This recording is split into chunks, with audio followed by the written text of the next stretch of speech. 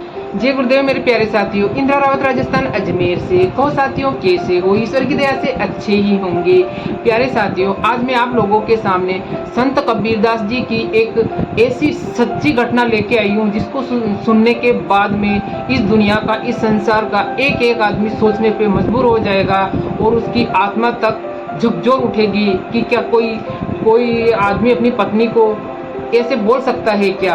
तो मेरे प्यारे साथियों, मेरे साथ बने रहिए। एक बहुत ही शानदार और ज्ञानवर्धक जो कि सीखने वाली बात है, तो जो कि कबीरदास जी ने अपनी पत्नी को कहा था। तो प्यारे साथियों, एक बार की बात है, जो कबीरदास जी संत मत में थे तो बहुत सारे लोगों को, जो भी कोई आता था संत लोग, उनको खाना खिलाते थे और उनकी स्थिति तो बहुत ही ज़्यादा दयनीय थी, लेकिन कभी भी उनका काम अटकता नहीं था। तो इस प्रकार जब कभी उनके पास में कुछ नहीं होता था तो एक दुकान थी जिसके वहाँ से वो उधार राशन का सामान लेके आते थे, खाना बनाते थे और संत लोगों को खाना खिलाते थे। तो दुकानदार से काफ़ी पैसे उधार भी रह चुके थे। तो एक बार बहुत सारे संत उनके पास में आए और उनके घर पे मेहमान बन के आए। तो उन्होंने अपनी पत्नी को खाना बनाने के लिए बोला। तो घर के अंदर कुछ भी खाने का कोई भी सामान नहीं था। तो पत्नी को चिंता होने लगी कि अब क्या किया जाए, क्योंकि बाहर तो सारे संत लोग बैठे हुए थे। तो उसने क्या करा, पीछे के रास्ते से पीछे की दीवार फांद के और वो जो परचूनी की दुकान थी वहाँ पे गई और उसको परचूनी वाले को बोला कि भैया मेरे को घर का सामान दे दीजिए, मेरे पास बहुत सारे मेहमान आए हुए हैं, संत महात्मा आए हुए हैं, तो उनके लिए खाना बनाना है। तो दुकानदार ने मना कर दिया कि पहले के लिए तुम्हारे इतने सारे उधारी के पैसे पड़े हुए हैं और अब मैं तुम्हारे को पैसे देकर मुझे क्या बर्बाद होना है कि मैं तुम्हें कितना सामान दूँ। तो उसने बोला कि इस बार मुझ पर दया कर दीजिए और इस बार एक बार मुझे दे दीजिए, क्योंकि इतने सारे संत महात्मा बैठे हुए हैं तो उनको तो खाना तो खिलाना ही होगा, क्योंकि मेरे पति ने बोल दिया कि खाना तैयार करो तो मुझे तो खाना तो बनाना ही होगा। तो उसने साफ मना कर दिया कि मैं तुम्हें राशन नहीं दे सकता हूँ। तो वो उससे विनती करने लगी कि चाहे कुछ भी हो, चाहे कैसे भी आप करो, लेकिन इस बार तो आपको मुझे राशन देना ही पड़ेगा। तो ये सुनकर दुकानदार थोड़ा व्यंग्यपूर्ण तरीके से हंसने लगा और सोचने लगा, और जो काफ़ी टाइम से वो सोच रहा था कि इसकी पत्नी बहुत सुंदर है, उसके ऊपर उसकी नज़र थी। तो उसने सोचा कि आज मेरे सारे अरमान सच होते नज़र आ रहे हैं। तो उसने चाल खेली और उसको बोला कि अगर तू आज रात को मेरे पास आ जाएगी तो तेरा पिछला कर्जा भी मैं माफ़ कर दूंगा और अभी का भी सामान तुझे सब दे दूंगा।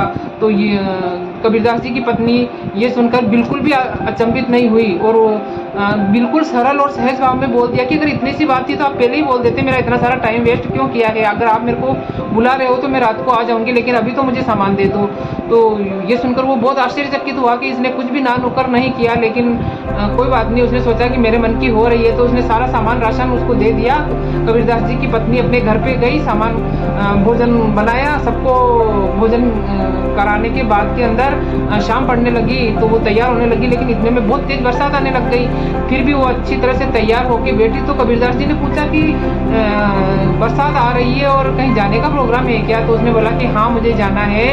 तो और आपसे क्या छिपाना, आपसे तो कोई चीज़ छुपी हुई नहीं है। तो मेरे दुकानदार से जो सामान लेके आए थे तो वो पहले का कर्जा भी था और अपने संत महात्मा आए हुए बैठे हुए थे, तो उन्होंने सामान की मना किया। तो मैंने उसको बोला चाहे कैसे भी आपको सामान तो देना ही पड़ेगा। तो उसने बोला कि आज मेरे पास आज रात को आ जाओगी तो मैं तेरा अगला और पिछला सारा कर्जा माफ़ कर दूंगा, तो इसलिए मुझे उसके पास में जाना है।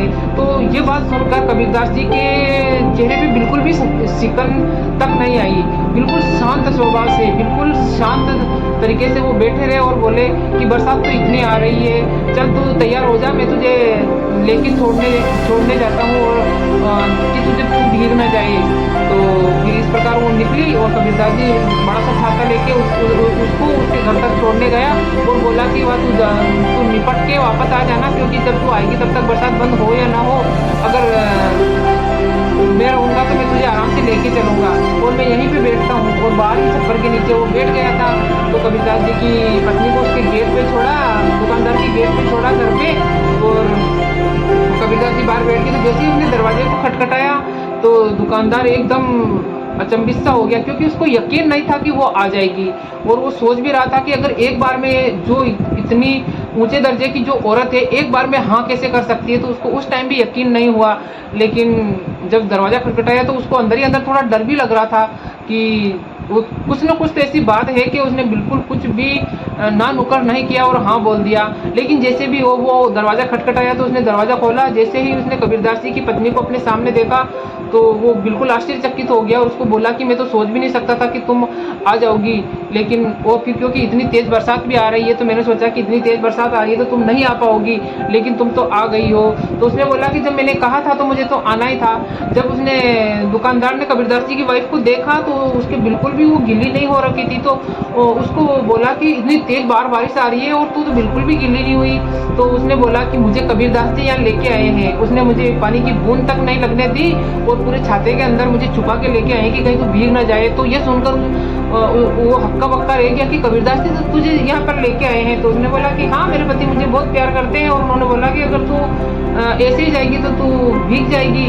तो ये सुनकर वो बहुत ही अचंभित हो गया। उसने बोला कबीरदास जी कहाँ हैं, वो तुझे छोड़ने आए थे और गए? कि उसने बोला वो छोड़ने आए थे लेकिन गए नहीं है, वो बाहरी छप्पर के नीचे बैठे हुए हैं। उन्होंने बोला कि तू जल्दी से तू फ्री होके आ जा, तो अगर बरसात आ रही होगी तो तू कैसे जाएगी, तो मैं तुझे वापस लेके चलूँगा। तो ये सुनकर वो बहुत ही ज़्यादा अचंभित हो गया और सोचने लगा कि ये सब कैसे हो सकता है। तो उसके अंदर से उसकी आत्मा कचोटने लगी और वो सोचने लगा कि देखो कितने सख्त पे रहने वाला इंसान है और कितना मतलब अपनी पत्नी को इतना चाहने वाला इंसान मेरे पास अपनी पत्नी को भेज दिया। तो वो अपने आप को अंदर ही अंदर गिल्टी महसूस करने लगा और बाहर भाग के गया और कबीरदास जी के पाँव में गिर गया और उसको बार बार उसके पाँव को छूने लगा। तो कबीरदास जी ने बोला कि अभी ये पाँव छूना होने का काम आप खत्म करो, ये तो आप सवेरे ही कर लेना, क्योंकि अभी आपका जो भी काम है वो खत्म करके पत्नी को भेजो। तो हम सवेरे जल्दी भी उठना है, हमारे को ब्रह्म मुहूर्त में उठना है और ध्यान भजन और सिमरन में हमको बैठना है। तो उसके बाद में अगर तुम आओ तो पाँव को तब छू लेना। लेकिन उसने बोला कि मुझे और लज्जित ना करिए कबीरदास जी, मुझे और लज्जित ना करिए, मुझे सब कुछ पता पड़ गया है कि ईश्वर क्या चीज़ है और मैं कितनी बड़ी गलती करने जा रहा था, मुझे क्षमा कीजिए। और तो फिर कबीरदास जी ने बोला कि नहीं, ऐसी कोई बात नहीं है, आपको जो करना है वो करिए और मैं अपनी पत्नी को लेके जाता हूँ। तो इस प्रकार तो ये है मेरे प्यारे भाइयों और बहनों, कबीरदास जी को ये सब कुछ मालूम था कि इस शरीर का कोई मोल नहीं है, इस शरीर का कोई मोल नहीं है और जो भी करने वाला है ऊपर वाला करता है। अगर हम रात दिन जैसे कि सुख में सुमिरन सब करे, दुख में करे न कोई, सुख में सुमिरन जो करे तो दुख का है का होई। तो उनको तो अपने आराध्य पर पूर्ण भरोसा था, लेकिन उसका भ्रम जो तोड़ना था तो वो इस तरीके से ही तोड़ा जा सकता था। लेकिन आज के टाइम में लोग अगर इतनी बात हो जाने के बाद में लहूलुहान लोगों को कर देते हैं, लेकिन अगर सच्चाई हो, सत्य पे हो और ईश्वर के ऊपर पूरा विश्वास हो तो कोई भी किसी संत महात्मा या ईश्वर को याद करने वाले का कोई बाल भी बांका नहीं कर सकता है। लेकिन इतना विश्वास हो तब ना। तो मेरे प्यारे साथियों, ये कबीरदास जी की एक सच्ची घटना थी जो कि उसकी पत्नी की, और उसकी ये घटना है और सच्ची घटना है। तो मेरे प्यारे साथियों, आपको ये सच्ची घटना कैसी लगी, अच्छी लगी हो तो लाइक कमेंट और शेयर कीजिए और नए आए तो मेरे चैनल को सब्सक्राइब कीजिए। जय